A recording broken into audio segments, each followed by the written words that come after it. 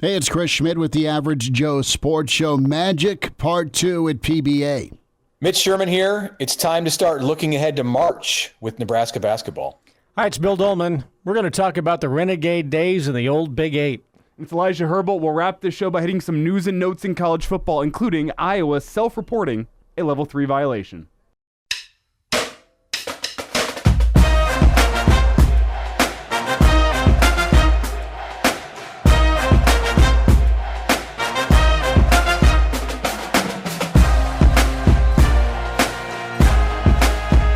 We are back. It is the Average Joe Sports Show, episode 28. Chris Schmidt, along with Mitch Sherman, Bill Doleman, Elijah Herbel. Find us and subscribe. Do yourself a favor and find us on the Spotify and iTunes platforms for the podcast at AJ Sports Pod, on Twitter, and the Average Joe Sports Show on YouTube. Elijah was a court stormer last night. Yet again. And I think Bill Doleman probably called the upset. Mitch Sherman, you were observing, loved your tweets at Mitch Sherman on Twitter with the rundown of how bleak it looked. And then, oh my God, Nebraska was able to pull off the improbable. What a incredible win. I had a fun time covering it and just soaking it in. It brought back memories, but really it's its own memory with just the magnitude of the comeback. We'll start off with hoops. And anyone in the room here able to dance? You guys okay dancers, just in case March does happen? I told you I'm making plans for the Sweet 16 already, so just get on board. Come on. Okay, so Bill's going to be electric sliding, Nick Saban style. Mitch, are you a dancer? In March, absolutely. I don't know. I don't know what that's going to look like for Nebraska and for me and all of that. But if they're dancing, I'm going to at least be along for the ride. I can't guarantee that I'll be out on the dance floor with them. I mean, I wasn't there last night. I think the secret to their success is just to keep me away from PBA. I was out of town for the Purdue game.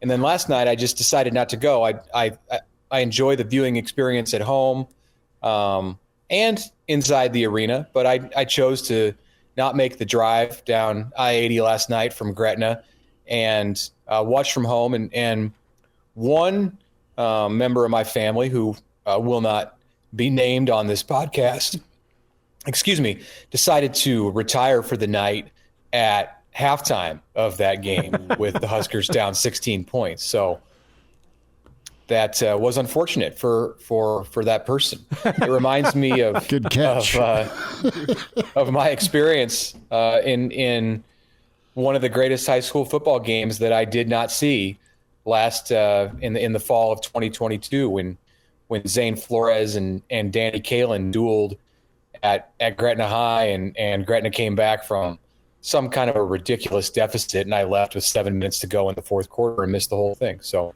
I have learned my lesson. I stayed with my butt planted on the couch and watched the whole thing. So here's a note to Trev Alberts and the Nebraska Athletic Administration staff.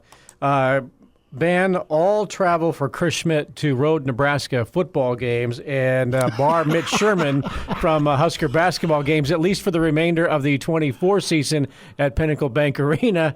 And then maybe this whole ship will get turned around in the right direction. It should be noted, Bill, you're not exempt here because I went to the Nebraska-Creighton game with you. Nebraska gets absolutely stomped at home. And then I go with my buddy Alex to the Purdue game. What happens? We storm the court. Nebraska upsets the number one team in the country. Bill Doleman, not in attendance from what I could tell. Hey, I'll take one. And for the record, I was in Iowa City 2 years ago. But still, the overall performance record is not very good. I'm 1 for 30. Yeah. I mean, it's not good. On games I haven't attended with Bill Doleman this year, I'm 2 for 2 on court stormings. I've attended 2 games without Bill. Both of them have been upsets. Both of them have been court stormings. So, well, and you and I, Elijah, I was at the Creighton game, so they're 0-1 when I attend this year. Oh, so maybe it wasn't Bill's fault after all. You and I in Boulder, 0. Yeah. You and I in Norman, 0. And then you and I in East Lansing, 0. So, yeah, I still have yet to see a road Husker football victory. Ever? Ever. Wow. Whoa. I've seen him on TV. I've been to road games. I've never seen it win. You've watched them on DVD and YouTube before. I've gone deep into That's the not archives. very nice. Look, Amazing. I will say not being there, but watching last night, and people continue to rave about the crowd at Pinnacle Bank Arena and the student section, and it is such a smart move by Nebraska to have those students, those future donors, those students so close to the action that they are a part of the basketball experience there. They're great television, when the cameras are on and they're into it, it is reminiscent of watching. I'm not going to say the same experience, but you see the crowd at a Cameron Indoor at Fog Allen where people are in unison and they're cheering and they're making a difference. Nebraska's a far cry from that, but at least they've got the students in an area where they are participatory, and I think they do make a difference. Oftentimes they're anatomically correct in their derision toward the opponent. So I think that they add a lot to the experience of basketball. And it's only going to get better as long as those guys stay motivated. Now, a lot of them, I shouldn't say a lot, there were those who did leave at halftime. But the ones who stuck around and got to go back on the floor again made a difference in the game. And how Nebraska was it to have such an orderly and organized court storming?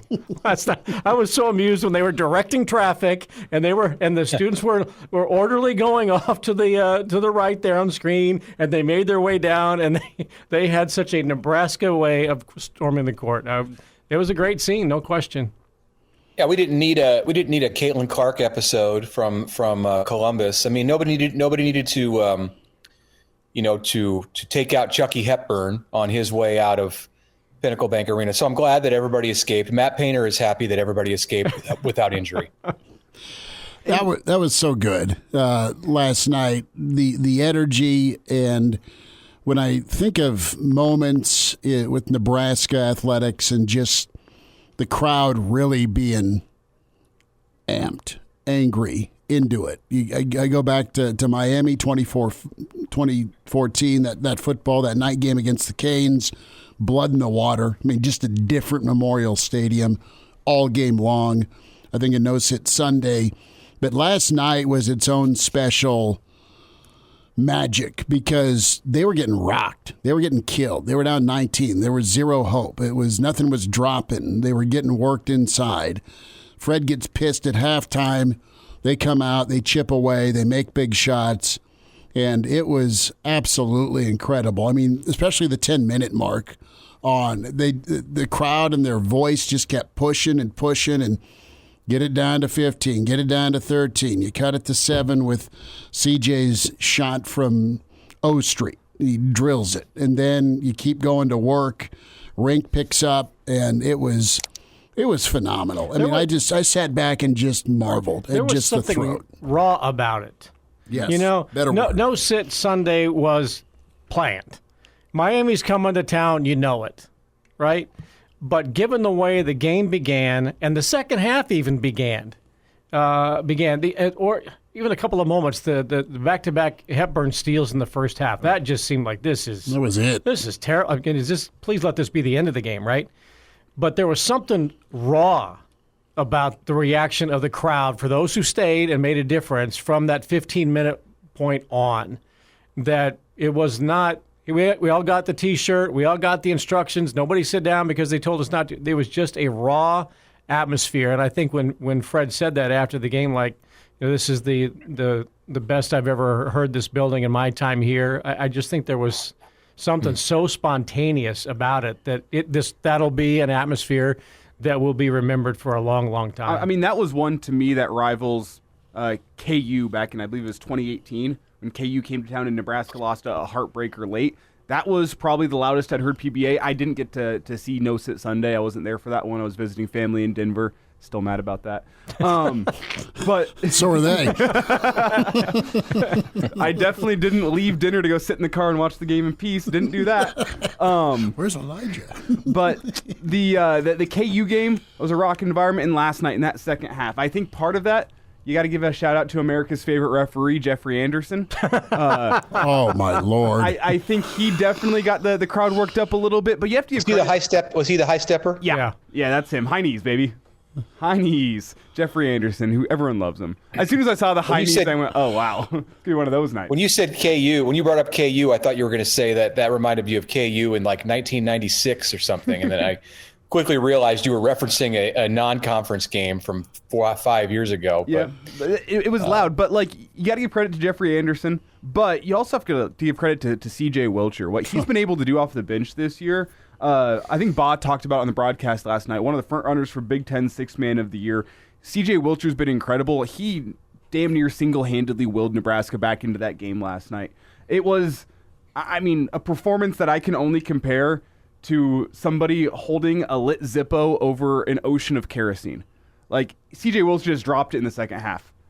And everything went up in flames. He went up in flames. And then you have Rink Mass hitting a step-back three to tie the game late. What the hell does that come from? Like, and not to mention Rink Mass also hit one from NBA territory, 30-plus feet. He knocks one down. Like, the effect that C.J. Wilcher, by knocking down a couple, had on that team provided a spark.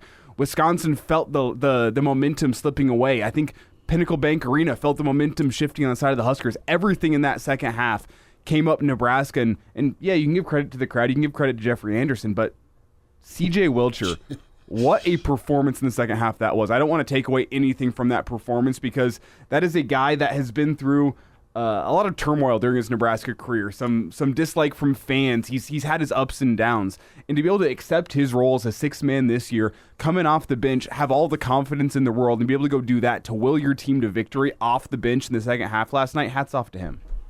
I'm curious what you guys think, because the question was posed to me this morning, maybe by the person who missed the second half in my house and woke up to the realization that Nebraska came back and won. So when you look at what's happening with this team, and clearly there's this dichotomy where Nebraska is a threat to beat anyone in Pinnacle Bank Arena and then can't fight its way out of a paper bag on the road in the Big Ten. And I realize this is a trend across the Big Ten. There are not a lot of teams winning games on the road in the Big Ten, but Nebraska is the most dramatic, extreme example of this phenomenon. So what does this mean about Fred Hoiberg and his team?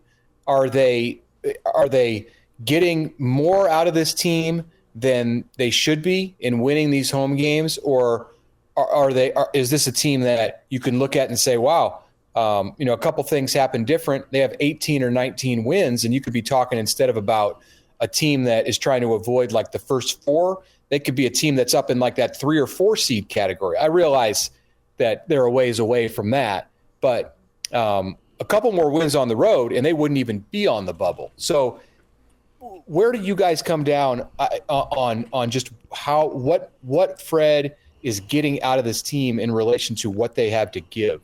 I think he is getting massive overachievement, and I think they're deep, right, which is good. I think they pick their spots when they want to play tough, and it's easier to check out on the road for whatever reason.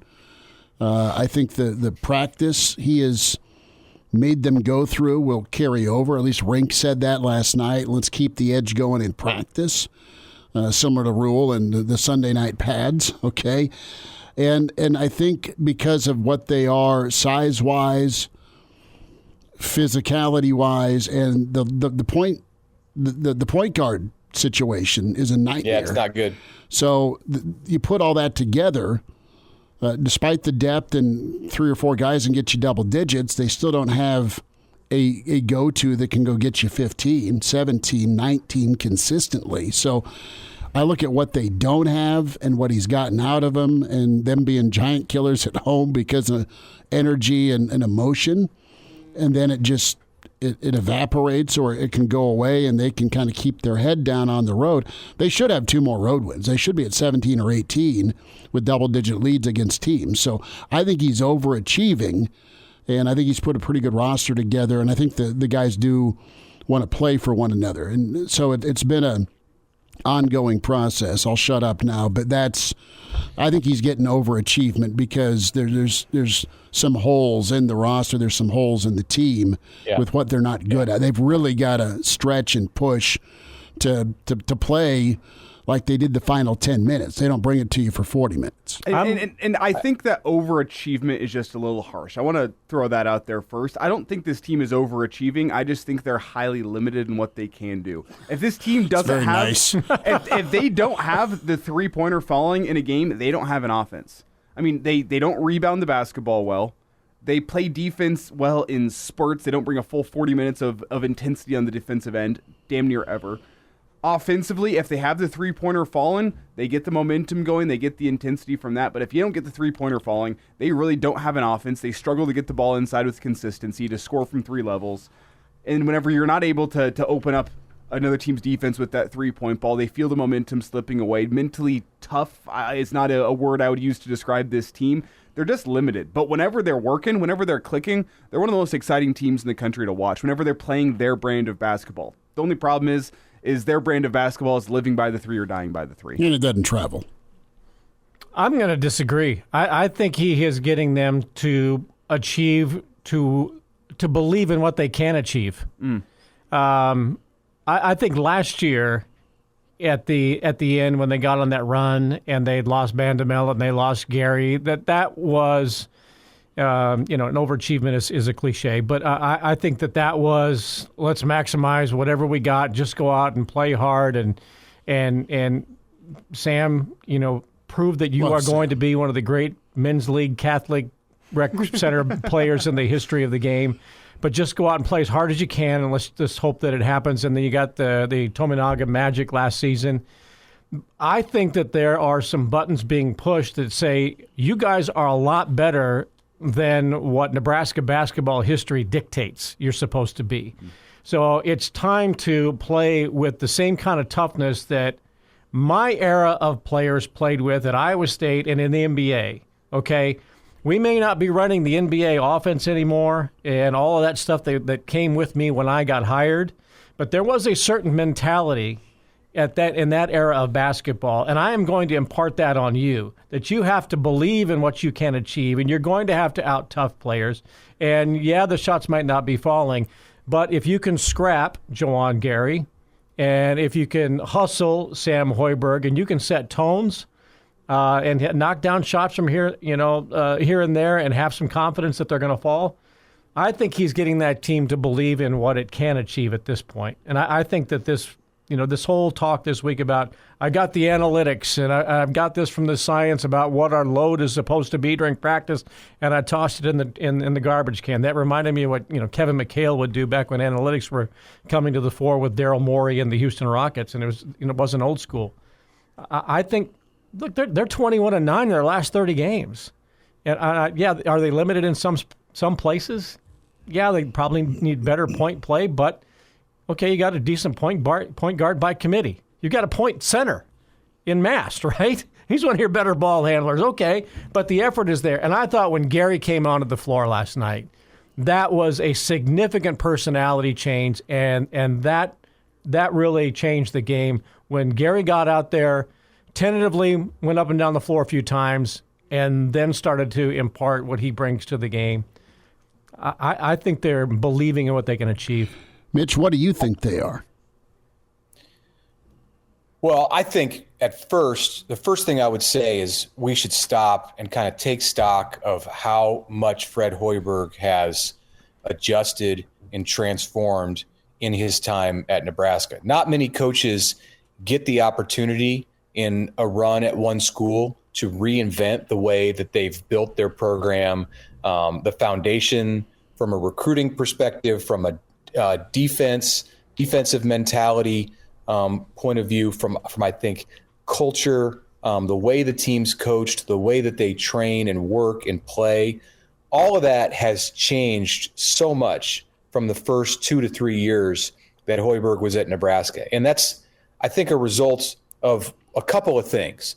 One, Trev Alberts was patient and has been patient, and his patience is paying off now in a system that Fred's built that's sustainable, because they've shown in some spurts over the last couple of years, in particular at the end of last season, that they had some of this mentality in them to be able to play like this. And Bill, you mentioned their record over the last 30 games.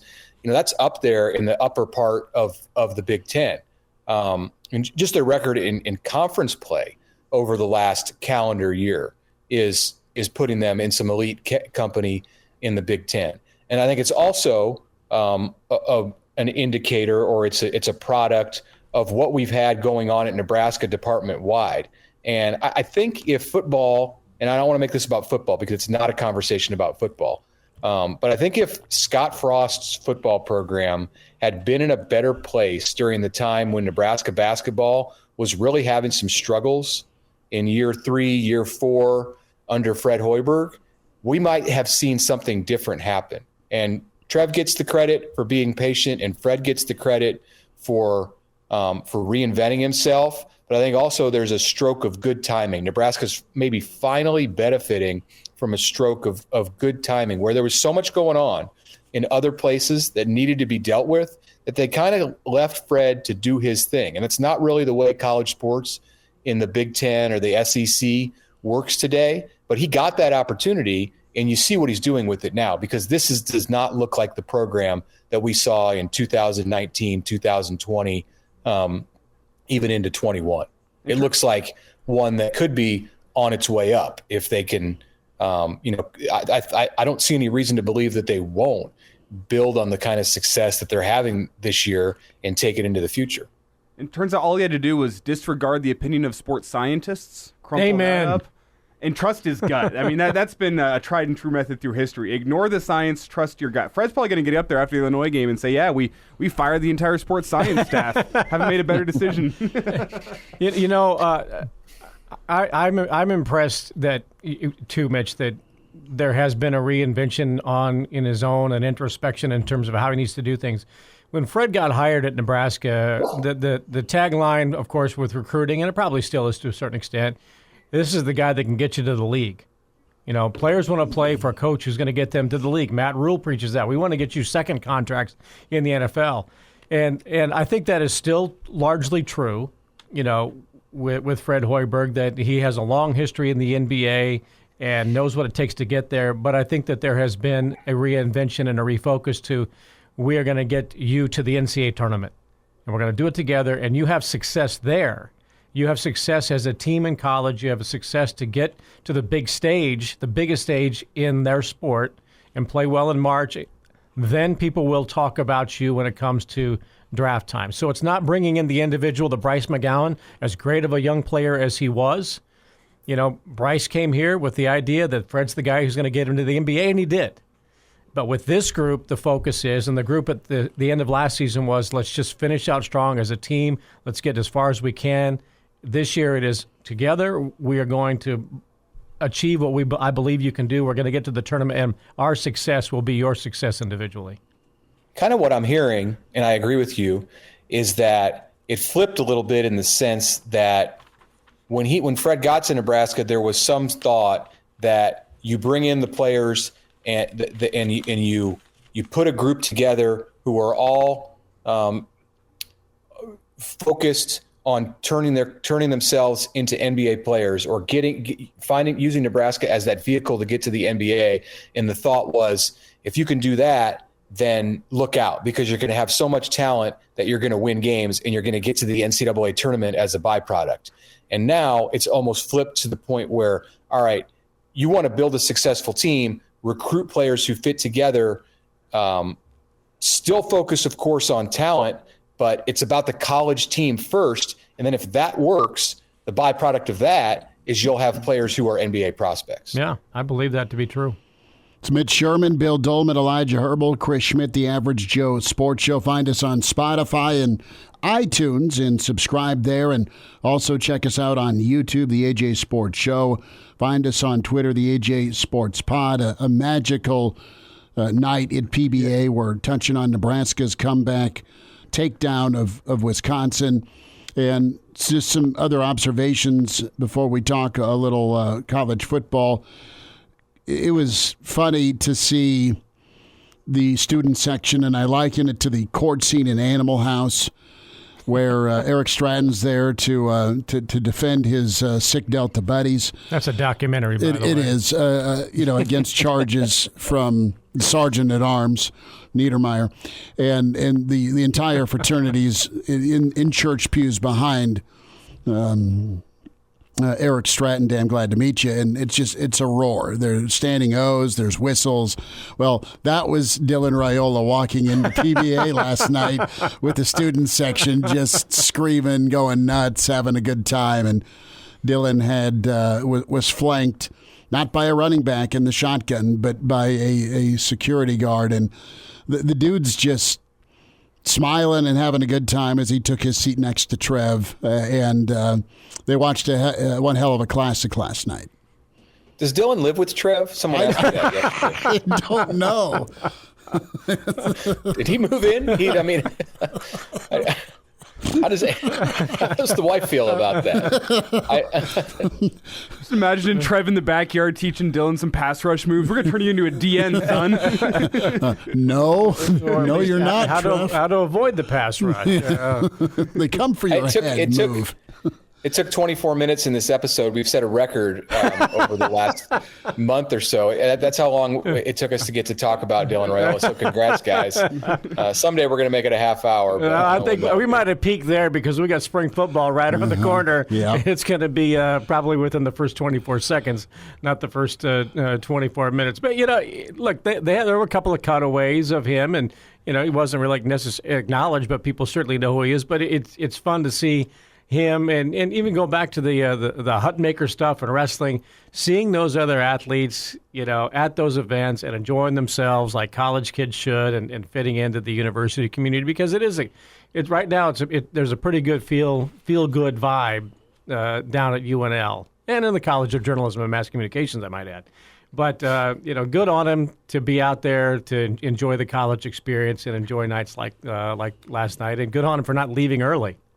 I'd love to see the sideshow with the security, and he's on like the red carpet down before the game. I saw Abdul Muhammad, a photo from Kevin Suits of Abdul, back in the environment in Lincoln. Of course, he's got a lot going on in Omaha with coaching young football players, and so he's prominent again.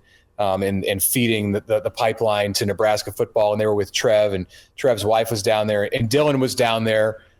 This is it's got just this a little bit of it's got a little similarity, it's got a little Taylor Swift vibe to it. Like he's the person at the games who the camera cannot ignore. He's there. Everyone knows he's there. This is the Nebraska version of what we're seeing in the NFL and what we will continue to see in the NFL. By the way, one of us, it wasn't me, nailed the Super Bowl. I thought I was going to have it with the Lions before they coughed that thing up. But who had it? Who had the Chiefs and the Niners? Schmidt? Okay. Yeah, we had all the bases covered, so one of us. We did. Someone was going to get it right. Yeah. I would have been right if Detroit and Baltimore had won. Just want to say that. So I think I had Ravens San Fran. Yeah, you did. No, I thought it would. Did you put some money on that, Schmidt? Did you capitalize financially on? I did not. You know what? Schmidt would have lost that money if you would have bet on it last night anyway, because he picked Wisconsin. Yeah, you got to take a shot later on air for losing. Somebody here picked an 8-point Husker victory. So. Yeah, Look at you. Good thing that they played two halves. So the Dylan entrance was hilarious. The student section, I mean, it happens everywhere where you can't edit it, but the BS chant was just glorious.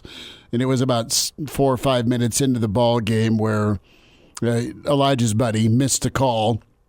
And the crowd loses their mind. And Fred's super mild-mannered, was super demonstrative. I mean, he was bent over the scores table and just, I mean, he couldn't believe some of the calls going against him. And then the venom of this unison Chucky. I mean, they were going nuts on poor Chucky Hepburn. What do you guys think about that? Not only booing him when he had the ball, but I think if Nebraska had Chucky Hepburn at point guard, you're talking 3 seed. We're gonna let that one. What if Nebraska had Chucky Hepburn at point guard and Baylor Shireman at the Then Bill's dream of a Sweet 16 would be realized. And you could even put couple of Salas Nebraska kids who could have been in Lincoln if circumstances were different. Hunter Salas at the 2, Shireman at the 3, Chucky Hepburn at the 1. I mean, that's a 1 seed. Who else has gotten away, right? I've in the past I've wondered, and the answer's been pretty easy. And I don't think it's a good reflection on Nebraska basketball historically, but most years you could make a team of Nebraska high school graduates who are playing at other schools around the country that would take Nebraska down with relative ease. And this year you can talk about it and we can enjoy the conversation because Nebraska's playing well, but there's still an all-star lineup out there. And I'm not suggesting that Nebraska should just focus on in-state recruiting because the guys that they've brought in, I mean, let's go to the Netherlands. Let's go to Japan. Bryce Williams has been a great addition this year. But again, quite the year that, and I'm getting off topic here, but quite the year that it is for Nebraska high school talent because Hunter Salas is averaging 17 or 18 points out at Wake Forest now that he's made the move from Gonzaga. You might notice his former high school teammate from Millard North, St. Thomas, who's having maybe an All-American season at Northern Colorado. Is he at Northern Colorado? I think that's correct. Because he started Baylor at Shireman. And then we saw what Baylor Shireman did at PBA in the one game that I attended this year. We hit, I believe, 8 3-pointers in the first half, and he's got Creighton in position to be, along with Trey Alexander and Ryan Kalkbrenner, they've got Creighton in position to be, a 4 or 5 seed, and Baylor, of course, is from Aurora, Nebraska. So it's the state of Nebraska continues to put out talent. I had a conversation early in the Hoyberg era, and this kind of echoes up against what I talked about earlier with the transformation that Hoyberg has made within this program.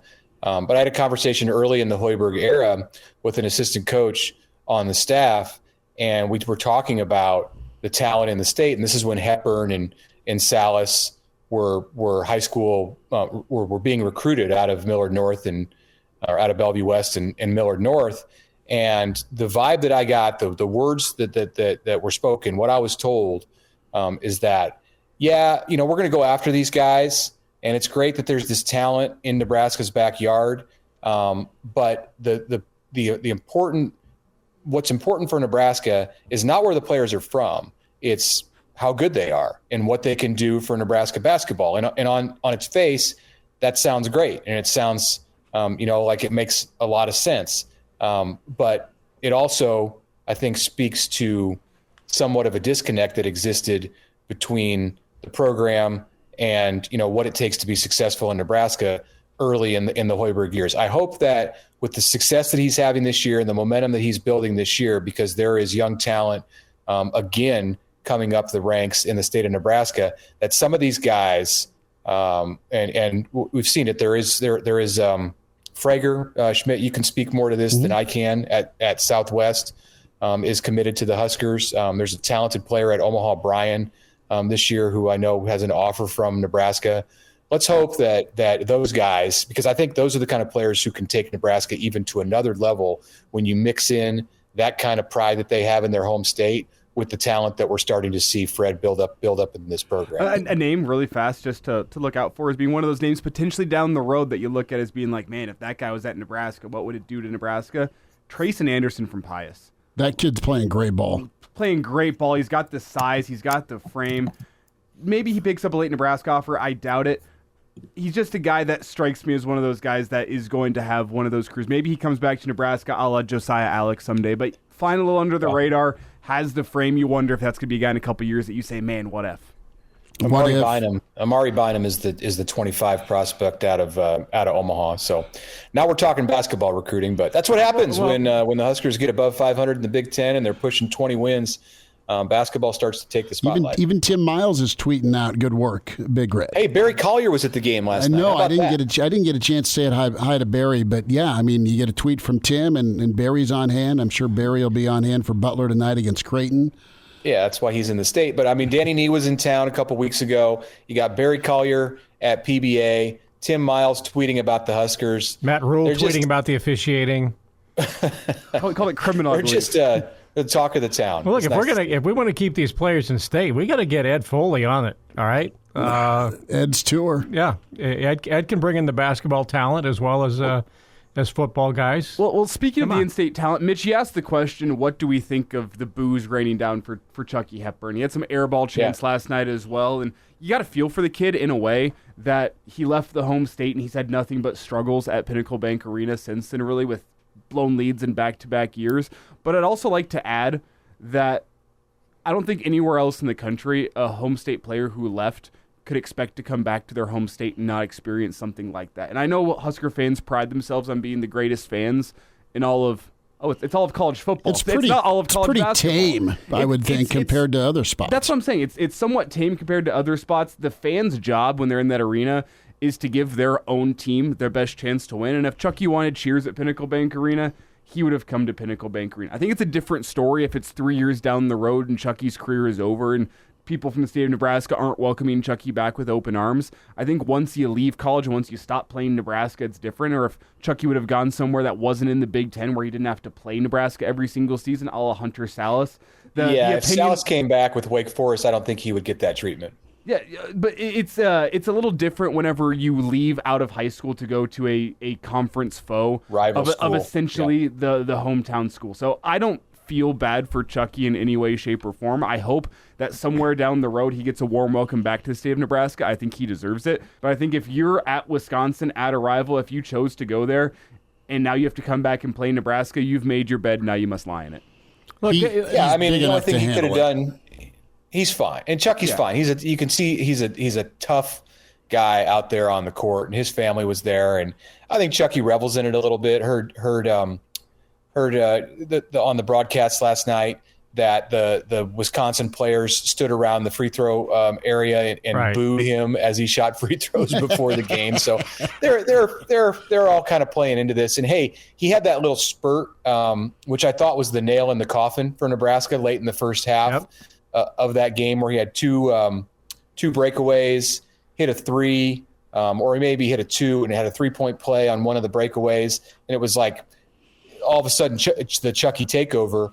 And the fans did kind of stop booing him somewhat after that point, because I think they worried they were maybe poking the bear a little bit too much. But I'm with you. It's not like a mean-spirited kind of thing. It's like, hey, they recognize who he is, and there's a touch of, I would say, respect that's being given to him. He may not say that, but I think the Nebraska fans who are doing that, it's their way of recognizing that this guy is from here. And you also have to understand just the history of Nebraska basketball, because I don't think that would happen on a football field at Memorial Stadium if an in-state kid went away and came back. I mean, all Ernest Hausman wasn't getting booze rained down on him at Memorial Stadium, even despite the fact that he came to Nebraska and then left, which is probably an even worse sin than what Chucky Hepburn committed in the minds of Husker fans. You have to understand the history of Nebraska basketball in that Nebraska has never been able to have nice things on the hardwood. And you have a nice thing up at Bellevue West in Omaha, and he spurns you to go to Wisconsin. That is part of the equation here whenever you look at this, too. I don't think it happened on the football field, but basketball's a different story altogether. Hey, look, I think it's a little tired and cliche, the booing the guy when he comes back home. But, okay, they did it, fine. It's not worse than the overrated chant, which is the dumbest thing that is chanted at a basketball game. Devalue your own win. Yeah, devalue your own win. The team's overrated and you're just beating them. So, yeah, you devalue. It just, to me, is the most insane and inane thing.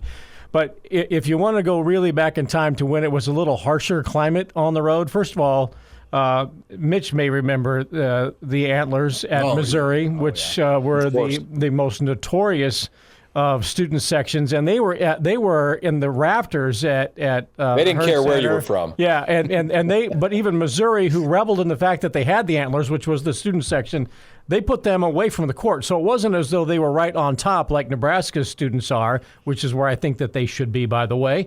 But the Antlers made their presence known when opposing teams came into the Hearn Center in Columbia. All right, but on the other hand, if you go way back in time, Missouri had an outstanding center by the name of Steve Stepanovich, who had an incident with a pistol. What? That I believe literally shot himself in the foot or something. A gun went off in his apartment. And after that, when he visited various venues around the Big 8, there were students and people in the crowds who would bring cap guns to the arena and fire them off when he got introduced. Okay. I'll take things that would not happen today for Correct. 100. Right. Bill. Okay. So people would have. Did he freak out? Stepanovich was like the player, like one of the candidates for Player of the Year in the country. I mean, he's like a 6'11", 7-footer, All-American, All Big 8, and one of the great players in the history of Missouri basketball for Norm Stewart, who at every game was, told, sit down, Norm, and he reveled in it, right? But you had the Stepanovich thing, and then remember, Iowa State had a rather husky center by the name of Victor Alexander. Okay, Big pasta. Well, but when he would get introduced, it was not uncommon for home arenas when he would be there that they would throw pizza boxes on the floor. Okay, so the Palestra or wherever it is in Philadelphia has its big thing with the toilet paper and the streamers, and they flood they cover the court with the paper. But back in the old days of the Renegade Big 8 conference, you had fans who took it upon themselves to make sure that they did whatever they could to get into the heads of the opposing players. And yeah, the Stepanovich and the cap guns and the pizza boxes and you name it, fans did it, and for the most part got away with it because it was part of the lore of college basketball in the old Big 8. It was great. It was accepted. It was very much enhanced and fueled by the personalities on the sidelines. Absolutely. At the time, because Norm Stewart and Johnny Orr and Billy Tubbs, that was they didn't design those things, but they might as well have, because it fit very well with who they were. And we are about 30 years away from the anniversary, or maybe more, from the night that Billy Tubbs, after some poor officiating and the fans in Norman were going crazy, raining booze down on the zebras on the floor, and Billy Tubbs grabs the microphone and says, "Hey, no matter how bad the officiating, we do not do that here, no matter how bad the officiating is." I mean, you can look please that do up. not boo the terrible officiating. Yeah, please do not. Somebody said that once. Because they told them, they told Billy, he said, "You got to, this crowd's getting out of hand. You got to calm them down." So he grabs the microphone and says, "Do not boo the officiating, no matter how terrible it is." And the crowd then erupts, and that was how great it was in the old Big 8, and the basketball was pretty good too. So by comparison, what happened to Chucky Hepburn It's tame. is very tame. Right. Yeah. They were shooting cap guns off. Oh, that was Mitch. You remember those stories? Oh, I mean, my memories of the Antlers were they were down on the court. I thought they moved them up. I thought because they. Yeah, did I mean, get they maybe moved them up at some point, but I remember them down like in an end zone. I mean, I remember them so loud that Danny Nee, couldn't communicate with his team, or the things they were yelling to him, they were basically in his ear. In a couple of my trips. They were offending a guy from the streets of Brooklyn. Didn't the Antlers abduct? Tough to do. Didn't the Antlers abduct Little Red and try and pop him during the infamous '97 Chevin Wiggins kick to Matty D? Oh. I mean, that's an untold story. I don't know about that. I wasn't there for it. It's urban legend that the Antlers might just be a legend. Abducted. Well, and there's a handful of Nebraska fans who are wishing it was true. I saw Homer the Haymarket Hound Dog clothesline Little Red one time, but that's a story for another show. Everyone stood up and. Homer's a legend, first off. Let's throw that out there. But anyway. Him and the Indianapolis Colts mascot. Guys, we'll wind down here. Average Joe Sports Show, episode 28. At AJ Sports Pod. Find that on Twitter at AJ Sports Show, YouTube, Spotify, and iTunes to subscribe. Tell a buddy. And let's get that subscription number arrow, much like Nebraska basketball and their Ken Palm number, the arrow upward. College football, Big Ten, SEC, hand-pounding, hugging it out. The advisory committee has been formed. That was announced today as we record. And let's see where this goes. Mitch, a thought? Well, this is a continuation of the trend that we've seen in college sports where the Big Ten and the SEC really just control everything. And, we're talking football, but football controls everything. So Greg Sankey, come on down. We'll see if Mr. Sankey and Tony Petitti at the Big Ten allow the NCAA to continue to be in charge of things, because I think that's kind of the direction that we're headed. They've collected so much power now with the 18-team Big Ten and the 16-team SEC that really, if you want to get something through in this sport, and make a change or point the ship in a certain way, it needs to be approved by these two leagues. And this is just a consolidation of power. It's another step toward the realization of who actually is in charge here. And the answer is these two conferences that dwarf the others in the amount of money that they produce. I think what they're doing is they're asking Charlie Baker, how much letterhead do you guys still have that you want to utilize? And when you start to run out, then we'll just take over. That's probably the way it is. This alliance may have been announced, but it's been going on for years. Come on. It's been going on in the back rooms of taverns around Chicago and Birmingham. And what do you want to do? Who do you want? What's your TV deal going to be? All right, okay, you make this move and we'll make this move and we're all good on there. Okay, then we'll let that Pac-12, ACC, Big 12 alliance do whatever it wants to do and see who survives that. But we'll continue to make moves. And, oh, by the way, have you met our new college football commissioner and czar, Nick Saban, who just happened to be here today? And we brought on as an advisory role a gentleman who used to coach in the NFL, Bill Belichick, and he's going to be helping to advise us as we move on to this next era of football. So just you guys mill about yourselves and, do whatever you want to do, but we'll be in this little room back here coordinating the future of college football on our own. What does this look like? What does this look like if you're in the ACC or the Big 12 as this news comes out? And do you wonder why they didn't call you to see if you could get into the joint alliance, whatever we're calling this thing? You missed the cut. Thanks for attending Rush Week. They must have just forgot to call. I think that's what it was. Well, I think all this alliance needs to do between the Big Ten and the SEC to get America on their side is just release a statement of what they would have done if they were in charge when the Michigan sign stealing scandal came out. Here's what we would have done.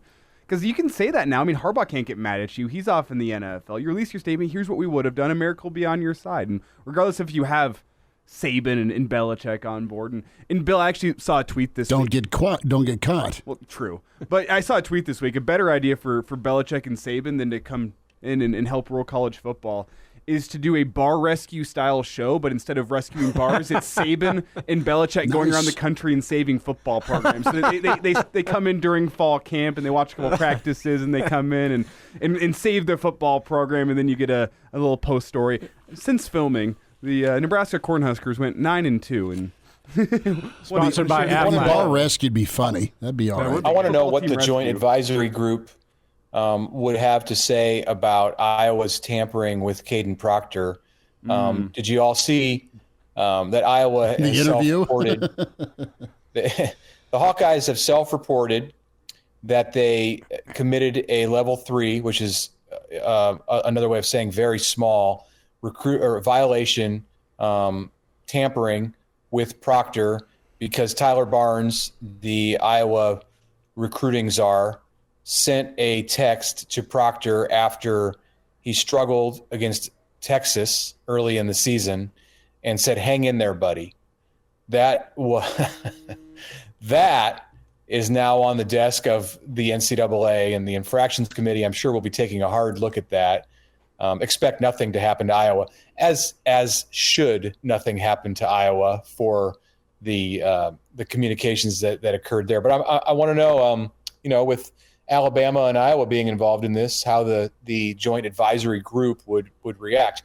My guess is, and what it should be, is they should just say, all right, that's no longer a violation. Like, look, you send a text that says, "Hang in there, buddy." We're going to let common sense rule the day and allow that to probably go unpunished. I like how they self-reported and named the level of their violation. Here's the crime we committed.